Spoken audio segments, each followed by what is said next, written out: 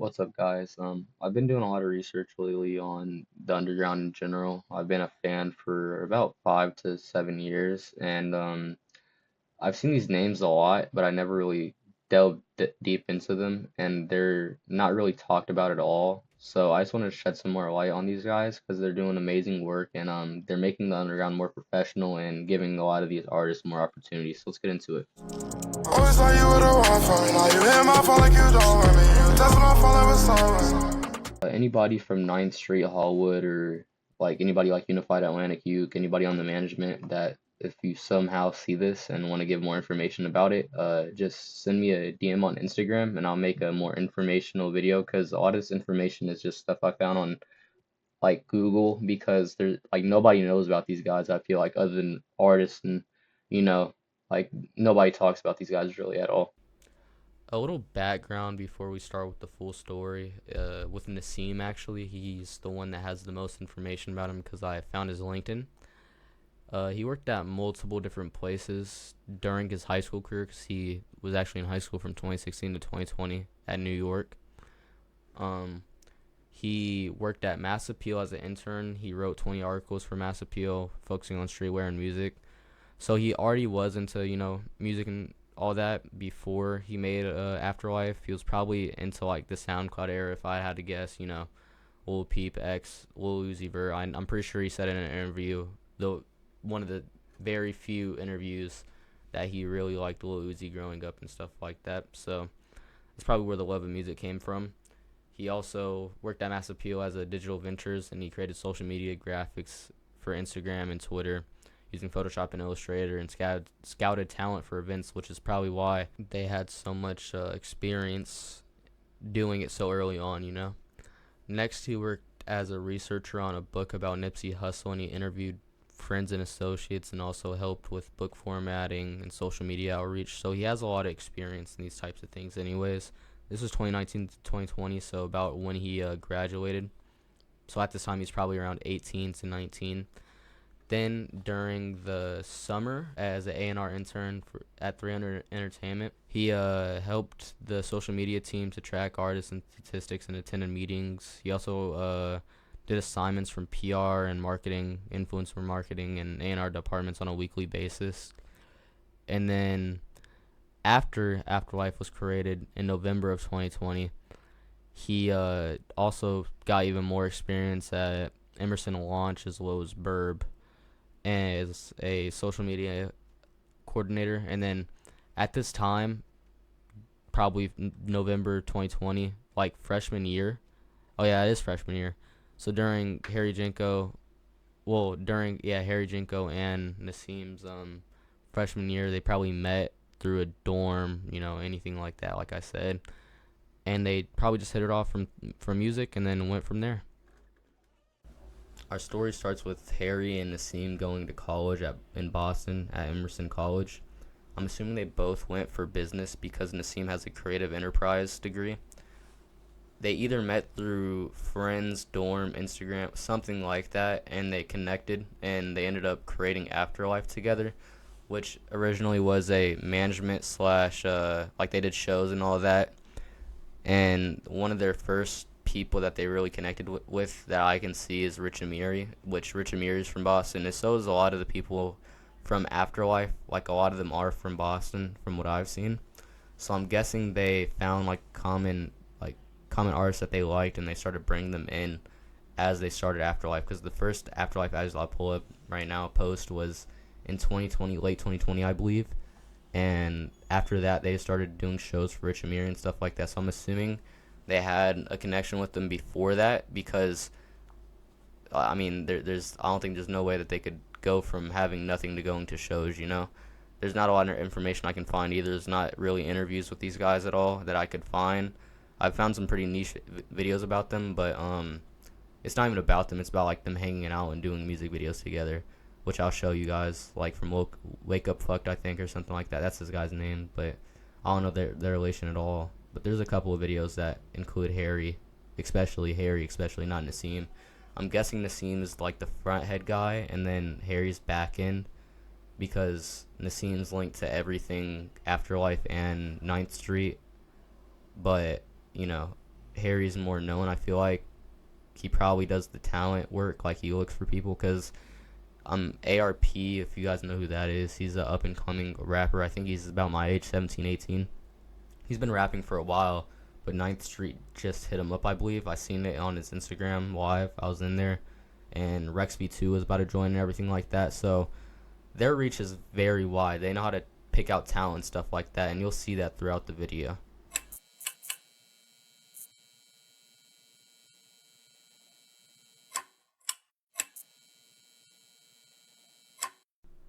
That clip I just showed is from November 5th, 2020. Basically the first post from Afterlife on Ninth Street Records, because I'm assuming that the first account, like they just renamed the account to Ninth Street in 2023 or 2022 whenever they made Ninth Street. At the start, you can tell that they were really just involved in the local scene. Their Instagram didn't really garner that much attention. I mean, they had a couple of things going, but they weren't getting the attention that they have now. During this time, some staple artists was Rich Amiri as well as DevStacks. Both these guys are from Boston, and it really connects with Harry Jenko and the scene because both of these guys were going to Emerson, as I said before. They were in their freshman year during this time, and it seems like they already had a connection with Rich Amiri, whether it be by Instagram DMs or something like that, maybe going to their shows and meeting up. At this time, I don't think Rich Amiri was that popular. I wasn't really a Rich Amiri fan from the beginning, you know. Neither as a DevStacks either. I actually just got into DevStacks, so it was interesting seeing that he's been doing music for so long. But he's pretty old anyways. He's about like 27, I think, or something like that. So kind of makes sense. But this era is really stapled by these two guys. Like, they're in every single show that I've seen from Afterlife during this time. We see, like, Autumn pulls up at one point later in 2021. But the first couple of posts is just Rich Amiri and DevStacks on the poster. Like, this is just them getting set up. And after the first post, it skips a year to their first ever show, I believe, which was with Surge, TNT, Rich Amiri, 617 Liblix, or I don't even know how to say that name, and DevStacks, Cartier Shamar, and Jack Kane. And it seems like they took a year to really gather their artists. Maybe they had connections via Discord or just going to their shows because they were general fans of music anyways. And they got a list of artists that they social networked with, and they started doing shows in 2021, late 2021 as well. And this is where it really blew off. This is where they started getting even more connections with the underground during 2021, with, you know, Autumn showing up to a show with Only Bino and Surge and the other guy that I just said he was there before. So these guys was kind of a roster of Afterlife at the time. Maybe not Autumn, but he might have been under management. I don't know. We also see that a year after this, in January of 2022, they start doing clothing as well, which is not surprising. Both these guys are very into clothing. Nassim even did articles on clothing. Maybe Harry did something as well with clothing at some point, but they started their own like little brand with Afterlife, and it ain't bad. They also had like tour dates on it, or not tour dates, show dates, and yeah, it's pretty cool. I'm going to show a couple of clips during that time, but first I want to touch on Rich Amiri and Nassim and Harry Jenko's like relationship. I'm pretty sure like they are very good friends. They work together a lot. Like Harry, I'm pretty sure shot a couple of videos probably. He's been doing a lot of directing with Unified Atlantic. I'm pretty sure he's the head director at Unified Atlantic. And Andrew records. I'm going to pull up a video of Rich Amiri and them in this article that I found. They're just chilling behind the stage, and the article's about how they just started the company very fast and started growing a lot, and they're inspired by Future and Juice WRLD, and they're managing artists like Rich Amiri and DevStacks, and promoted 5 concerts in the last 8 months. So they were probably doing a little bit more than what I thought before, you know, 2021. They were probably doing like a couple of shows. And I'm going to show you guys some history, some clips from back then, from either Harry Jenko or the Ninth Street Records Instagram. There's one that's pretty loud, and it's with Rich Amiri and Harry Jenko later in the 2021, like or yeah, later in 2021, about to be 2022. And then I'm going to show you guys some clips before that from the concerts that they've hosted in late 2021. And yeah. Got on baby and choker. I'm a Vivian soldier. I'm a Vivian soldier. We just broke, now they know. Fuck! Oops.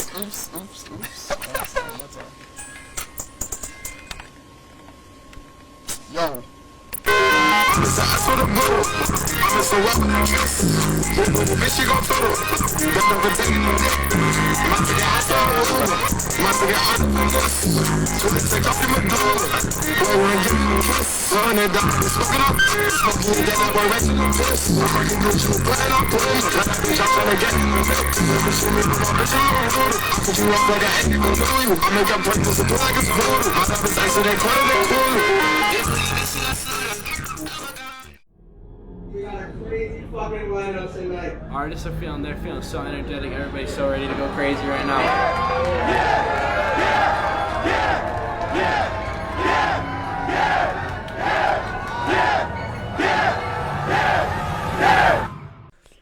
With 2021 wrapping up, 2022 was an even more successful year. They started branching out to different cities. They went to New York. They went to a bunch of other places too, mostly in the Boston area. He also started picking up on new talent like Jades. At this point, Jades was pretty well known, but this was his prime. He started making Convenience. He made Poison. He made South. He made Never Meet Your Idols. Like, he made all of his, in my opinion, best songs during 2022. And I'll pull up a picture of him and Harry Jenko in Boston, actually. Probably him doing a show. Will Shine was also involved during this time. He, was involved very early on. He is in management, I believe. And, yeah. He also, Aftermath, was doing a lot of things behind the scenes, too. I'm pretty sure they got Rich Amiri signed. I don't know if it was 2021 or 2022, but they did get Rich Amiri signed. And in the article, the past article where I showed the picture at, their only goal was to make their artist succeed, and their biggest achievement was getting Amiri signed to a record deal. He was also working with Young Chris during this time, and a bunch of other rappers too, like Slim Success. But their main focus was still Rich Amiri and Dev Stacks. Like, they were the most prevalent throughout this. But during the 2022 era, it was a lot of Jades, Young Chris, and Dev Stacks and Rich Amiri. They did a lot of shows together, actually. We have 2023, which was probably the most prevalent year for their success in the future. This was when all their artists was basically blowing up. Rich Amiri was blowing up. Jades was blowing up even more. They started doing like more national tours as well. They went to a bunch of other places, and they eventually went nationally to Toronto, or internationally to Toronto and Winnipeg with Dev Stacks tour. They did many tours, actually. They did a Rich Amiri tour. They did a Dev Stacks tour. I don't know if it was together or what. They also did a Homicide Gang show with Rich Amiri. A bunch of other things as well. And then during this time, this was like when Rich Amiri was like really blowing up. I feel like 2022 to 2023, I feel like was when prime Rich Amiri was happening. Maybe 2021 as well. But at this time, he had his peak viewership and everything. So it really shows how much they grew from the times that they were in the dorm to now. Because at this point, they're in their either senior or junior year in college, and they're still doing these things while they're in college. At least for Nassim, maybe not Harry. Harry might have dropped out or something. I don't know. But Nassim definitely went all 4 years to get his bachelor's in business. We also see Harry connecting with more artists and also just, broadening his abilities. He started doing videography. I don't know if he did it before, maybe for Rich Amiri, but he did Trenches by Osamason, which I'm about to play. And a bunch of other videos too. That's how he probably got with Unified Atlantic, by meeting up with him, because Unified Atlantic was doing music videos since 2021, and he did things with like Giovanni and Ochika, maybe probably TikTok type rappers. Not that they're completely TikTok rappers, but that's where I found them from. So yeah. I'm gonna show some clips from Harry Jenko and Ninth Street's Instagrams from 2023. These are some clips that happened during the year, and I just want to show them because they're part of history, you know. Run for these niggas gon' free set. I came back finna buy new vet. That little show now I need a little check. Off that S boot up like jet. Hoes 18 for with the flex. Hoes throw it back and I'm like yes. Fuck a little Glock cause I got this tech. Fuck your vest cause I want your head. Catch me pushing that bit like a cat. Fuck the demon, I ain't outside. Hit New York and I'm jumping outside. Let's go!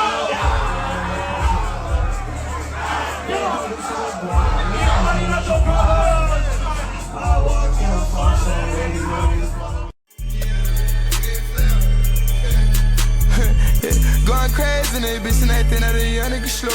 Pour my point, I roll in my dough. Hit a fair fast finna catch a white hoe. Poppin' on drugs, got a nigga I low. Can't put your ass on, you ain't one of my bros. Can't put your ass on, you ain't one of my folks. And the hoes and the cars and the clothes and the bands and the rose ain't nothing. And the two-tone AP froze on the wrist with the rose ain't nothing. Instagram hoes ain't nothing. Instagram pose ain't nothing. Diggy your bitch on lock, little but she fuck it. Dirty little horse, she love it. Think you gon' do something about that bitch, you bug it. Nigga gon' whack your muffin. Go ahead, call my bluff.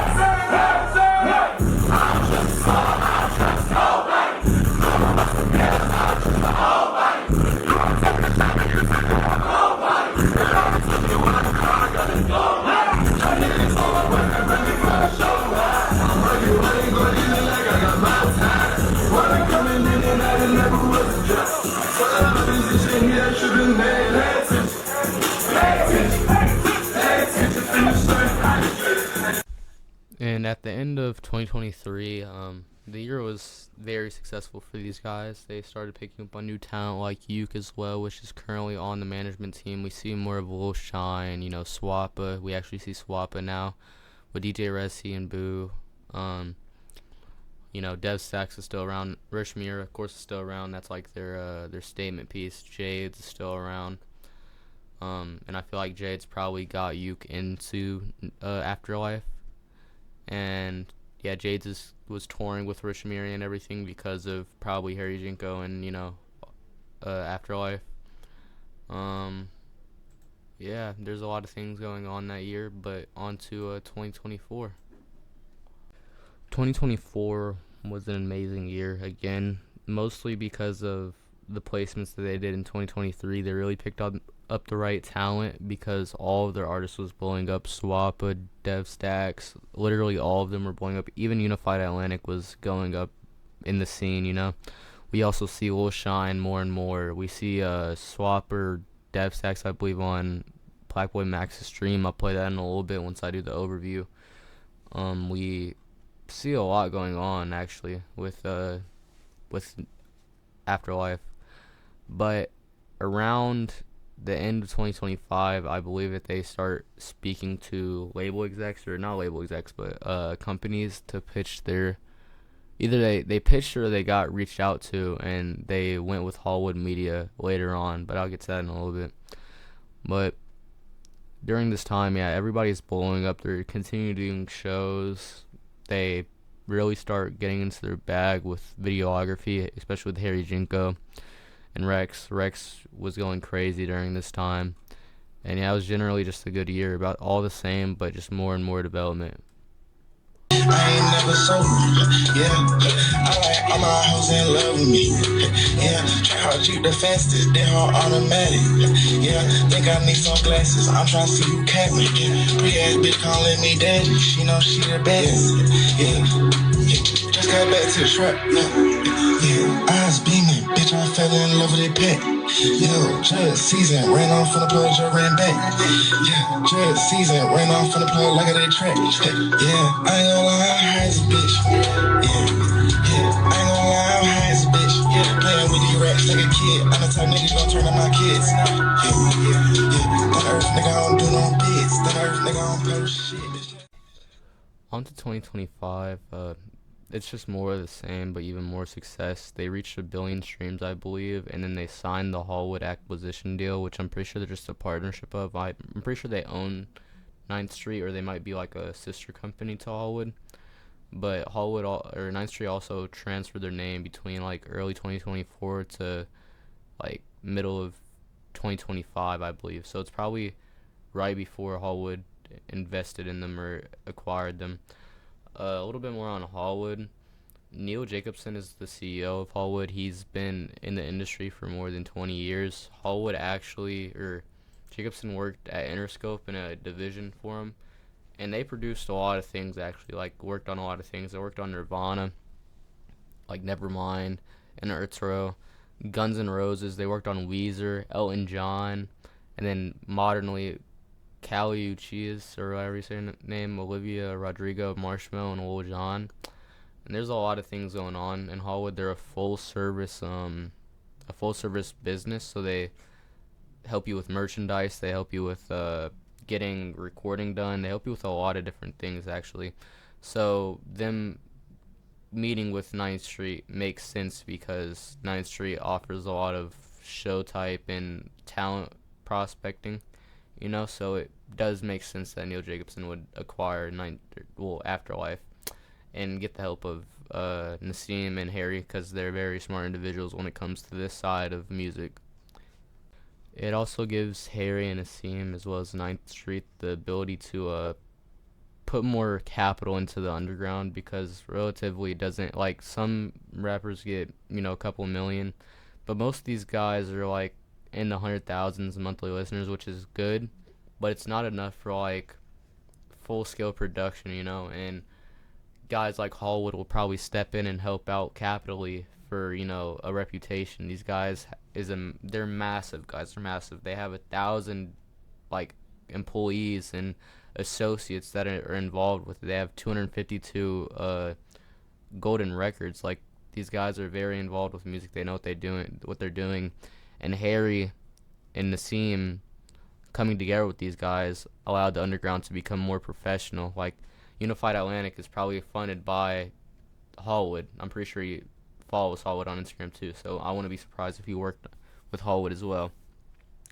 And I feel like we're going to see more of Hallwood in the next couple of years when it comes to, talenting, being more in the front stage. The one bad thing about Hallwood I can say is that they're investing in AI music, which, AI music, like, AI is a tool, but music is from the soul, so I don't really know if music should be used in that way, but they're investing in it either way. The AI is the future, so it's bound to happen.